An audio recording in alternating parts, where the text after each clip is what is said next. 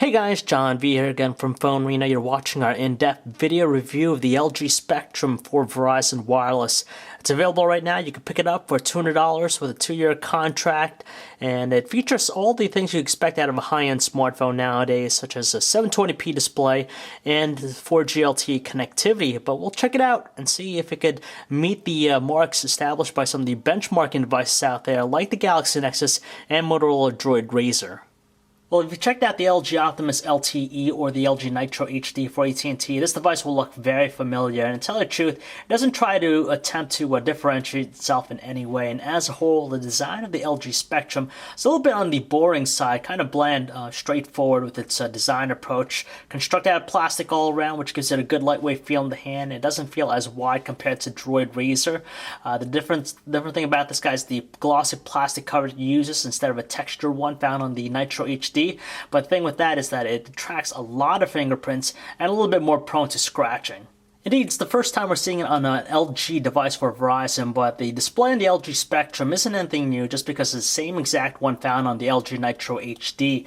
In fact, it's a 4.5-inch True HD IPS display, so that's 720 by 1280 pixels, good pixel density, of course, very high up there, so it produces some nice looking details. Fine text is very legible to the eye, and considering that it is an IPS panel, of course you get those realistic looking colors without being overly saturated like an AMOLED panel. And on top of that, when you combine its great viewing angles, it's very visible and clear no matter how you look at it, and to tell you the truth, it is one of the best parts about the handset. Above the display, the handset features a front-facing 1.3 megapixel camera, which, as we all know, can be used for video chat or taking self-portraits. While on the opposite edge, we only find a trio of Android capacitive buttons. You have the menu, which combines as the Google search button if you do a long press, the home button, which has a chrome accent around it just for a visual flair, and the back button. The volume rocker is very pronounced, very easy to make out, and has a good tactile response when you press it down. Most of the ports are found on the top edge of the phone. You have the 3.5mm headset jack, micro USB port for data and charger connectivity. It's also an MHL port, so you get video out. You have the noise cancellation microphone, and the easy to feel out dedicated power button, which has a really good response when you press it down. Flipping it over, we have the 8-megapixel autofocus camera with a single LED flash. It protrudes from the surrounding surface, while towards the bottom you have the 2 slits here for the internal speaker. To remove the back cover, you just got to pry it off from the bottom here. There's a slit, and once you get it removed, you have access to its 1830 mAh battery, the 4G LTE SIM card slot, and the micro SD card slot, which is preoccupied by a 16GB card. Seeing that Android 4.0 Ice Cream Sandwich has been made available on devices like the Galaxy Nexus, it's a little bit baffling to find the LG Spectrum running Android 2.3 Gingerbread out of the box, so it's anyone's guess as to when it's going to get the update for Ice Cream Sandwich. Nevertheless, it has all the usual set of personalization aspects that you find with any Android device. It's running the LG Optimus 2.0 skin, which we find on other devices like the LG Nitro HD.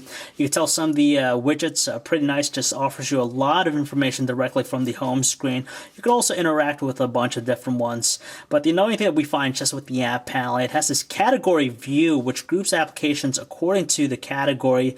And the difficult thing is just trying to find a specific application, just because you might not think of it to be in a specific category. But the only way you get an alphabetical listing is by changing it to a list view, which of course means there's going to be a lot of scrolling needed. Much like its contemporaries, the LG Spectrum is running a dual-core 1.5 GHz Qualcomm Snapdragon S3 processor. It's coupled with 1GB RAM, so it is a dual-core processor. First time we're seeing that on an LG phone for Verizon Wireless.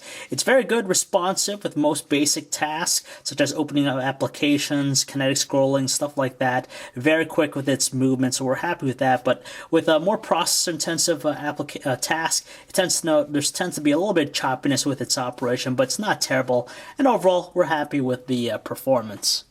Considering that it's packing a larger than normal 4.5-inch display, the messaging experience is pretty good, just because the layout of the keyboards is very spacious. On top of that, very responsive too, so not a problem. You have 2 different options available. You have the swipe keyboard and the LG keyboard. Both have their advantages, and we didn't have any issues using them.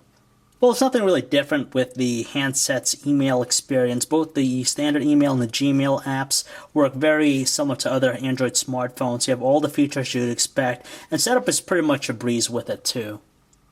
Nowadays, we're not all that excited anymore with 4G LTE devices just because Verizon offers a ton of them and LG Spectrum's yet another one. But despite that, we're happy with it nevertheless just because with download and upload speeds, it's pretty fast. We managed to get as much as 33 megabits per second on down and 9 megabits per second on the upload. And as far as the web browsing performance, you can tell it rendered a site just like you see it on a desktop computer. It handles Flash content pretty well, but there's a little bit of sluggishness, some choppiness with its navigation controls, but still tolerable.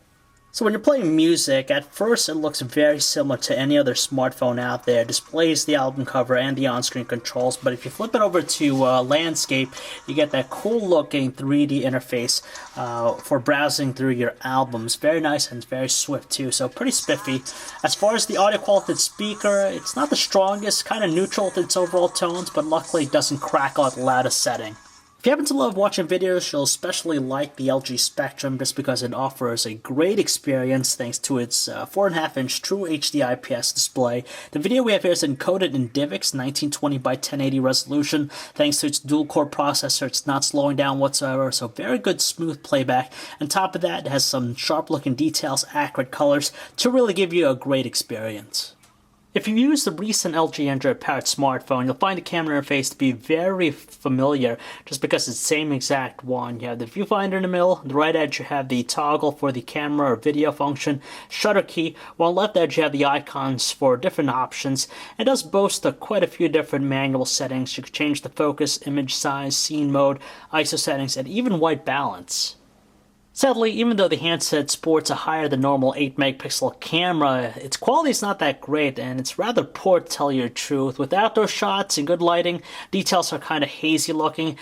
Even worse is the fact that it doesn't handle dynamic range that well, and it has inaccurate looking colors. It tends to come out bluish green with most shots, especially indoors under artificial lighting. The LED flash is strong, but again, it just produces some inaccurate looking colors, while low lighting conditions, there's a lot of graininess and also digital noise. At the same time, there isn't much to say about the handset's 1080p video recording just because the results are pretty much the same to what we find in still shots. It's a little bit on the poor side. The biggest problem is that it tends to overexpose the videos when you shoot it in sunny conditions, so it masks the details, which are actually average at best. On top of there's some evidence of artifacting when you pan very quickly. In low lighting conditions, of course, you see some digital noise and reduce details, but it does capture video at the rate of 29 frames per second, so it's very smooth, and does capture clear audio recording. If you happen to love talking and phone live, you'll especially take a liking to the LG Spectrum's calling quality just because voices are both distinctive, clear on both ends of the line, and the earpiece itself produces some strong tones to make it very audible.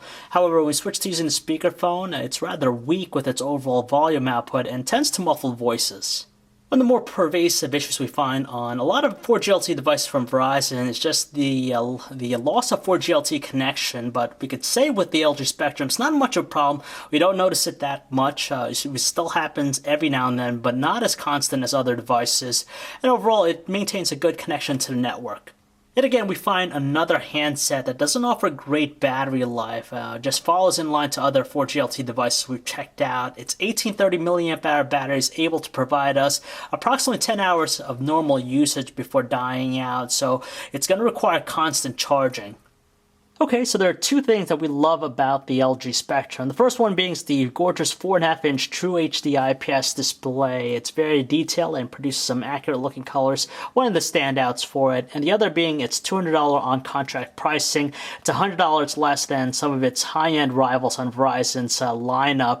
But to tell you the truth, there's nothing really fresh or new about the handset. Even more is seeing that it doesn't offer the latest Android experience out of the box. And honestly, you're better off spending an extra $100 picking up the other devices that offer, their own unique things. For example, you have the Galaxy Nexus that has Android 4.0 ice cream sandwich, the Droid Razr, which has a killer design, and the HTC Resound has a killer audio experience with its Beats audio support, whereas the LG Spectrum, nothing really new about it. It has a 720p display, it's 4G LTE, has an 8-megapixel camera, nothing really stellar about them in any way. So if you'd like to learn more about the LG Spectrum, you can check out our website, PhoneArena.com. This is John V, guys. Thanks for watching.